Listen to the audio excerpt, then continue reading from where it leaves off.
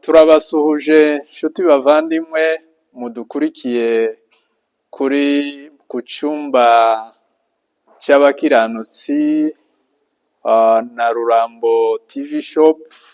Turabasuhuje mwese aho muherereye, tubaha kaze muri iki kiganiro tugiye gukorana. Ikiganiro dukorana uyu munsi nanone ni bya biganiro byo gushaka uburyo bwo kugarura amahoro mu miryango ndetse no kugarura amahoro mu matorero, cyane cyane turwanya akajagari kagiye gaterwa n'ibintu by'amarozi n'ibyo bita ibiheko, uruvangitiranye rw'abadayimoni, ibintu bidasobanutse byateje akajagari, tukaba aribyo nanone turi buganireho uyu munsi. Ubundi kandi hariho no gusabira inkunga abayumbe bahoraga bashamburiya, bahoraga bahabwa inkunga ziva hanze. Turasaba nanone abahoraga babatera inkunga ngo bareke guhagarika iyo nkunga, bayibahe baje gucuruza protector n'ibindi kugira ngo bashobore gutunga imiryango yabo, kubera kuko umwuga wo gushamburiya wagaragaye ko ntacyo umariye abantu usibye gusenya ingo, kandi twamaze gusobanurira abantu ko ntacyo nabo bibamariye. Bigaragara ko abari bateze amaronko mu byo gushamburiya, bigaragara ko ayo maronko yahagaze. Rero tukaba tubatabariza ngo nanone uwahoraga baha amafaranga bagiye gusenya ingo, noneho ye guhagarika kubaha inkunga, abaha amafaranga noneho baje mu kazi, kuko ako kazi ko gusambura ingo byaramenyekanye. Ikiganiro cyacu uyu munsi, abantu baza bibaza ngo ese koko dufite abarozi mu nsengero zacu, dufite abarozi mu miryango yacu? Twagerageje kubasobanurira abarozi uko bameze, uko bakora, aho bakorera n'ibikorwa bakora. Hari abantu baza bihenda ngo abarozi ni umutwe w'abantu bashinzwe guhiga abandi bantu, ariko ibyo byagaragaye ko iyo mitekerereze atari yo. Ibihugu bigiye bitandukana byagiye bibamo abarozi. Twabonye ko abarozi b'abazungu bari abantu bafite ahantu bakorera, bari bafite amabiro bakoreramo, bari bafite ababagana, bagiraga abakiriya baza kubasaba serivisi, bakabaha serivisi, kandi serivisi batangaga serivisi y'ubuhanuzi. Bahoraga bahanurira abatazi Imana, batekerezwaga nk'abavuzi, batekerezwaga nk'abantu bakomeye bashobora gusobanura inzozi no gukora ibindi bintu bikomeye. Ariko rero abavugabutumwa bagaragaje ko abo bantu ari abanyabinyoma. Iyo turebye ni henshi bagiye biyambaza abarozi. Umwami yarose inzozi, atumira abapfumu, atumira abarozi, atumira abanyabwenge. N'inshuro nyinshi babatumiye ariko ntibabasha gusubiza inzozi. Bimaze kumenyekana ko ari abanyabinyoma, barahagarara, imirimo yabo irahagarara.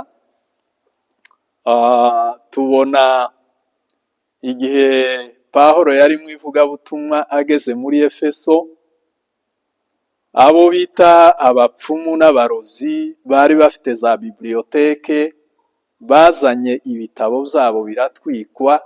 Ibyo ngibyo bisanga ku 19 mu Byakozwe n'Intumwa, ibice 19 n'umurongo w'19. Abakoraga umwuga w'iby'uburozi ubutumwa bumaze kuza, Bibiliya ivuga ngo bazanye ibitabo byabo, babiha intumwa, barabitwika, akazi karahagarara.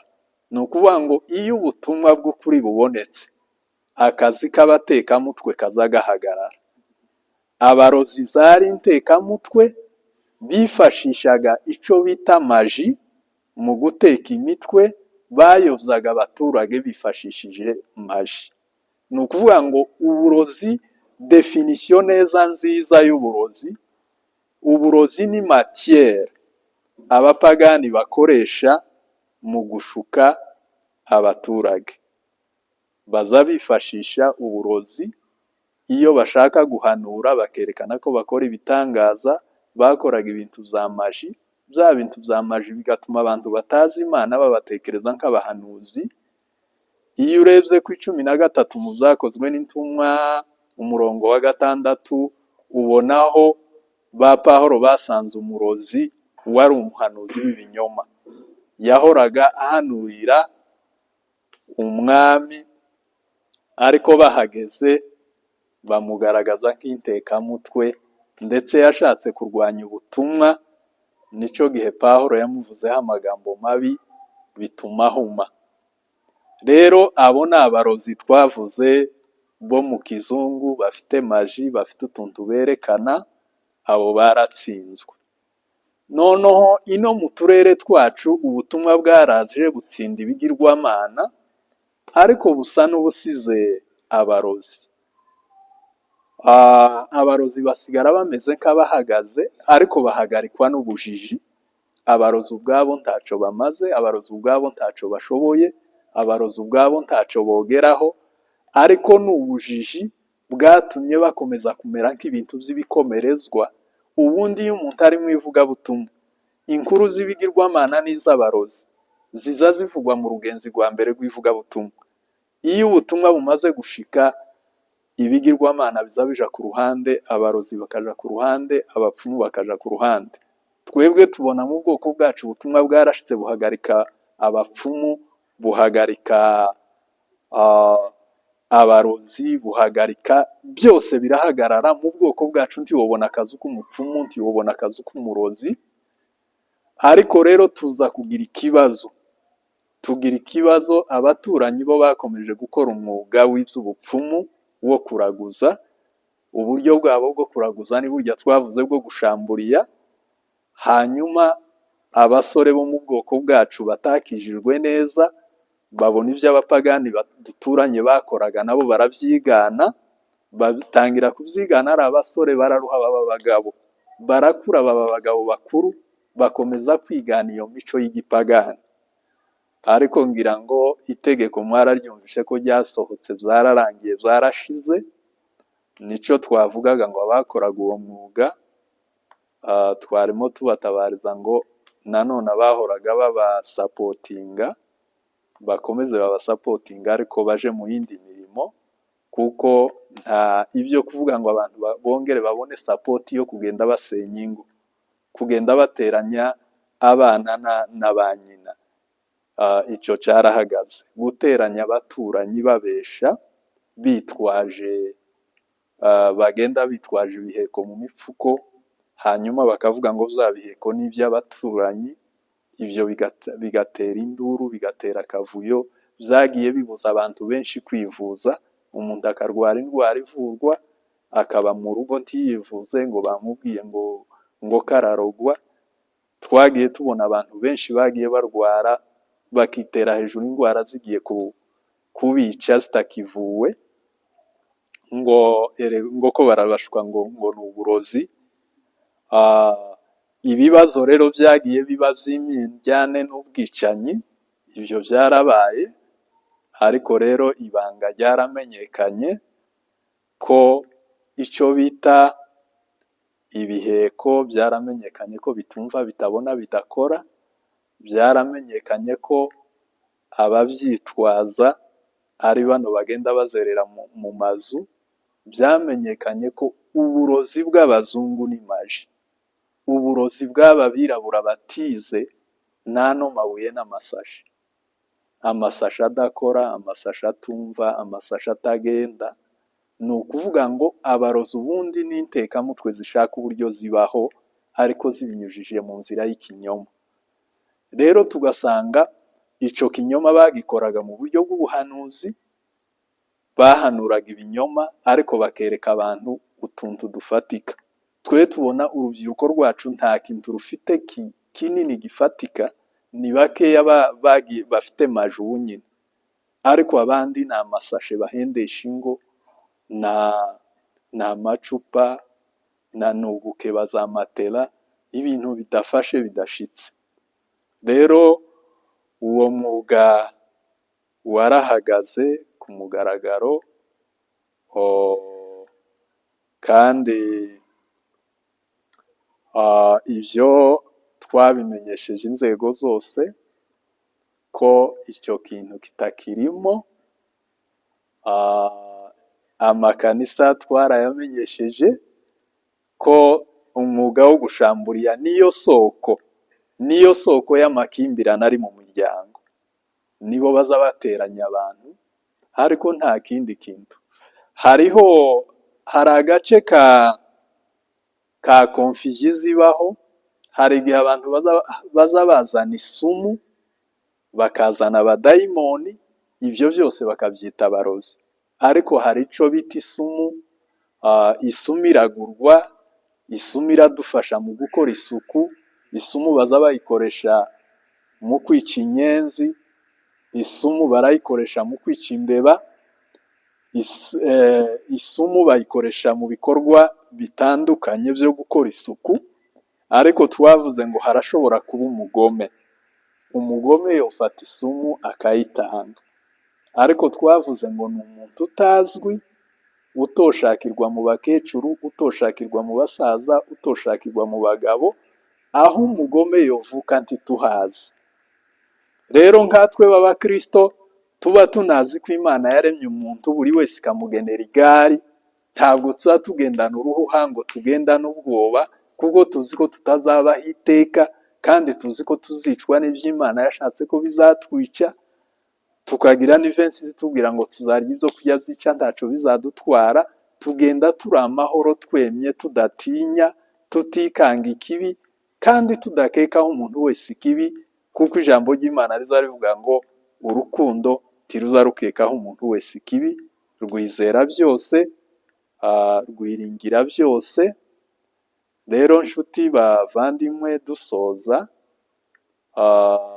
turifuriza abantu bose amahoro, turifuriza abantu kugira umubano mwiza, turifuza ko abana bari barabeshwe n'izi ntekamutwe twavuze zagendaga zitwaje ibiheko bakakubesha ngo ikibazo ufite ngo giterwa n'ababyeyi. Uyu munsi turasaba ngo abantu bagende bahobera ababyeyi babo, bahobera abaturanyi babo, bamenye ko ibyo bari barabwiwe iriya mu masengesho ngo ko bararogwa ari ibinyoma. Mugende muhobera abavandimwe, muvugane nabo, mubane neza, tugire amahoro. Ariko kandi tubibutsa ko gushamburiya ari umugani. Mu myaka izaza tuzoba tubwira abana bacu ko higeze gutera urugomo bazabita ngo ni ugushamburiya, tuze tubabwira ukuntu rwari rwarateranyije ingo zacu, kandi kujya ababyeyi baza batubwira ngo habagaho imandwa. Izo mandwa zari intekamutwe, ariko zaramenyekanye ko ari ibinyoma, zirashira. None intekamutwe twari dusigaranye n'izi zitwaza ibiheko, zikitwaza ngo ko zirasengera abantu. Ariko rero abasenga bazoza barambikaho abantu ibiganza mu izina rya Yesu babe bazima, bazoza bacaha abadayimoni. Buriya abadayimoni babaho kandi baza baturutse kuri Satani. Ibi tuba tuvuga ngo abadayimoni baza bava ku muturanyi, ariya makuru ni ikinyoma.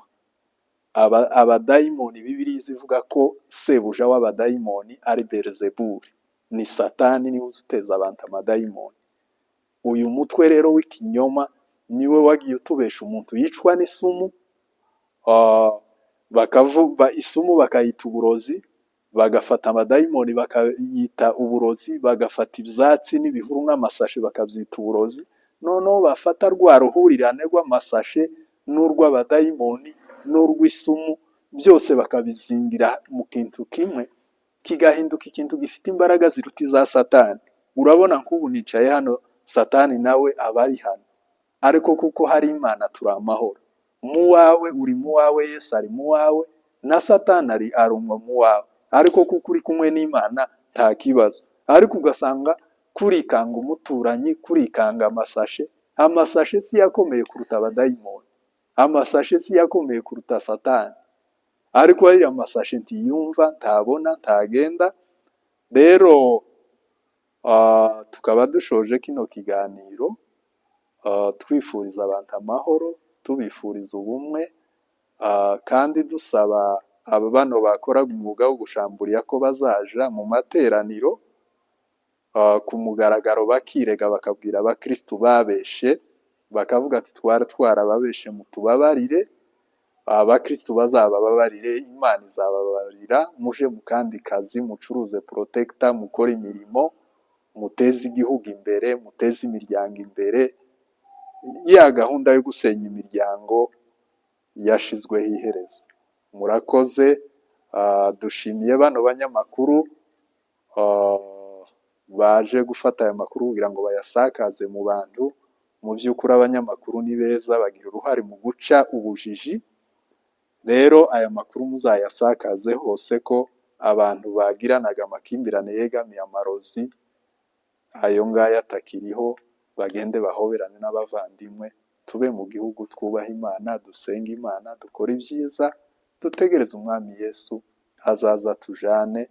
Tubifurije amahoro, tubifurije kugubwa neza. Murakoze.